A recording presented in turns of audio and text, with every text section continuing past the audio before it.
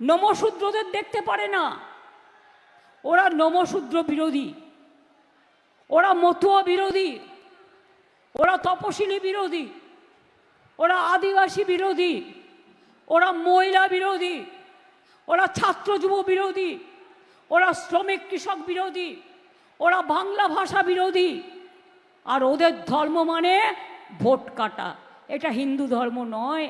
আপনারা তো মতুয়া ঠাকুর, গুরুচাঁদ ঠাকুর, হরিচাঁদ ঠাকুর থেকে শুরু করে রামকৃষ্ণ পরমহংসদেব থেকে শুরু করে স্বামী বিবেকানন্দ থেকে শুরু করে রবীন্দ্র নজরুল থেকে শুরু করে গান্ধীজি, নেতাজি থেকে শুরু করে বাবা সাহেব আম্বেদকর, তার নামেও আমরা এখানে কল্যাণীতে টেকনোলজি করে দিয়েছি। আমরা ইনফোটেক আমরা যেটা করে দিয়েছি, আমরা মানে ইনফ্রাস্ট্রাকচারাল যেটা আমরা সেট আপ করে দিয়েছি কল্যাণীতে চোখের সামনে, আপনারা সবটাই জানেন। আগে বনগাঁ আসতে কলকাতা থেকে কত টাইম লাগতো, আর এখন কল্যাণী এক্সপ্রেস হাইওয়ে যেটা করে দিয়েছি, নিবেদিতা ব্রিজের সাথে কানেক্টেড করে আসছেন আর চলে যাচ্ছেন কত তাড়াতাড়ি। 1.5 ঘন্টার মধ্যে আমি বনগাঁ টাউনে এসে পৌঁছে গেছিলাম কলকাতায় আমার বাড়ি থেকে। মসৃণের মতো রাস্তা করে দিয়েছি মানুষের সুবিধের জন্য। আগামী দিন বলবো, আগে আমি বলেছিলাম লক্ষ্মীর ভাণ্ডার করব, লক্ষ্মীর ভাণ্ডার করেছিলাম। মা বোনেরা, কথা রেখেছিলাম। 500 টাকা দিয়ে শুরু করেছিলাম আর 700 টাকা দিয়ে। এখন আপনারা মার্চ মাস থেকে 1500 টাকা করে পাচ্ছেন আর 1700 টাকা করে পাচ্ছেন যারা তপশিলি আর আদিবাসী আছে। আগের বার বলেছিলাম স্বাস্থ্যসাথী করব, 5 লক্ষ টাকা করে পরিবার প্রতি দিয়েছি কি দিইনি? দিয়েছি কি দিইনি? মা বোনেরা কথা বলুন। ভাইরা চুপ কেন?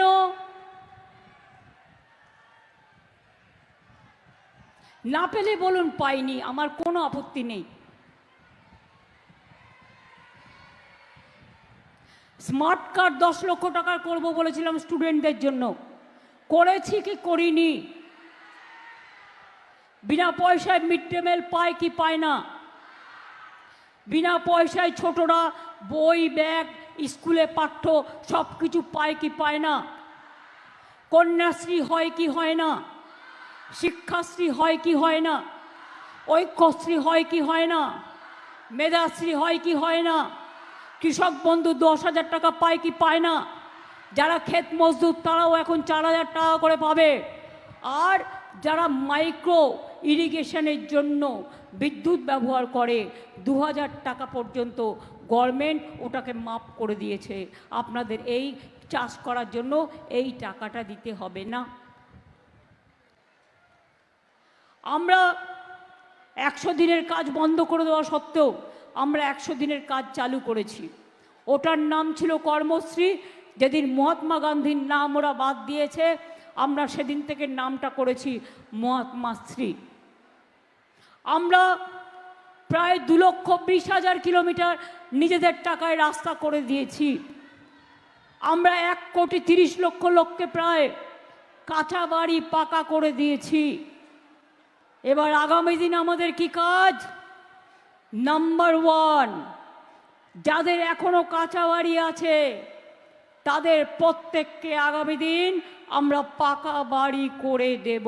আজকে ঠাকুর পরিবারে বিভেদ করে ভাবছে ভোট কেটে রাজনীতি করবে, তাদের আমি বলি বেশি কথা বলো না।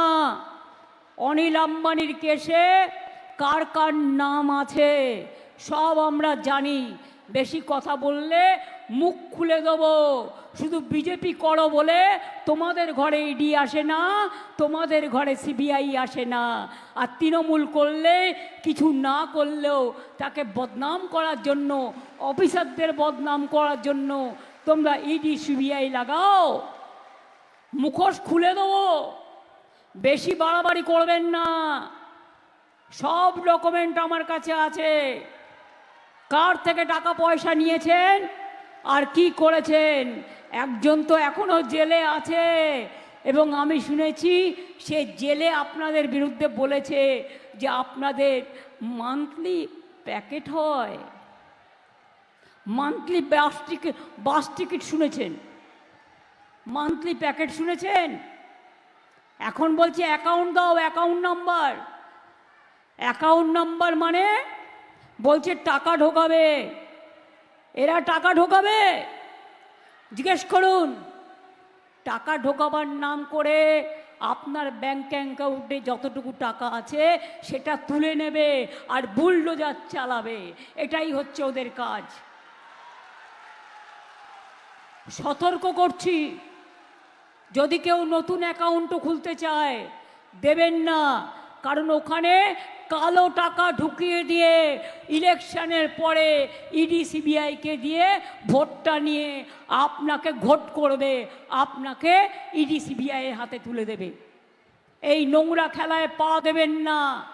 চিরকালই বিজেপির কুঅভ্যাস, জনগণের টাকা নিয়ে উন্নয়ন করে না, জনগণের টাকা নিয়ে ভোটের সময় দেয় ক্যাশ আর ভোটের পরে দেয় গ্যাস, মানে মিথ্যে কথা। ভোটের পরে আর গ্যাসও পাবেন না, রান্না বান্না সব কাঠের চুলোয় ফিরে যেতে হবে। এই অবস্থা আজকে দেশে চলছে। কত ভোট কেটেছিল বাগদায়, গাইঘাটায়, বনগাঁয়, হাজার হাজার ভোট কেটেছিল। আমি নিজে সুপ্রিম কোর্টে গিয়েছিলাম, আর যখন ভোট কেটেছিল আমি বনগাঁ টাউনে গেছিলাম। হ্যাঁ, 90,000 ভোট কেটেছে হিন্দুদেরও। এখানে সংখ্যালঘুদের তো কেটেছে ছেড়ে দিন, কয়েক লক্ষ। হিন্দুদেরও ভোট কেটেছে। ভোটের আগে বলবে হিন্দু মুসলমান, আর ভোট বাক্সে শুনুন, ঘরে যদি আগুন লাগে সব আগুনে বাড়ি পুড়ে যায়, দোকান পুড়ে যায়।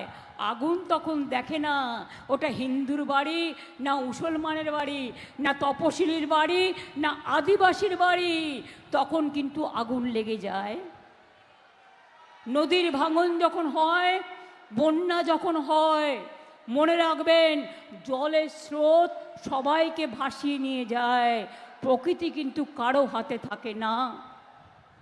তাই বলছি, এদের বিশ্বাস করবেন না। এদের বিশ্বাস করা আর গোখরো সাপকে বিশ্বাস করা একই ব্যাপার, এটা মাথায় রাখবেন। ঘরে গোখরোও ঢুকতে দেবেন না, আর কেউটেও ঢুকতে দেবেন না। বিষের ছোবল যাতে আপনাকে না মারতে পারে।